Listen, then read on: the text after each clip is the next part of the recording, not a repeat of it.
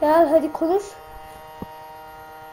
Of ya, keşke kocaman süpürgem olabilse.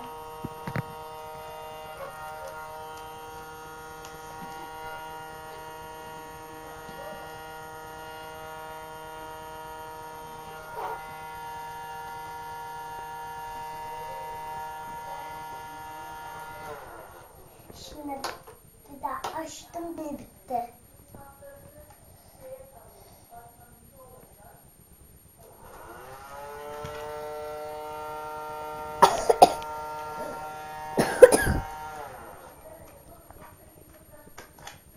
Ya çocuğun kaçıyor.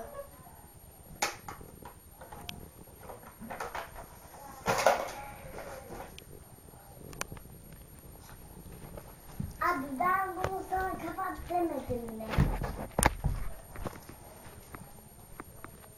Şimdi ne yaptın? Ne yaptın? Oha! Ne yaptın? Temizle oluyor.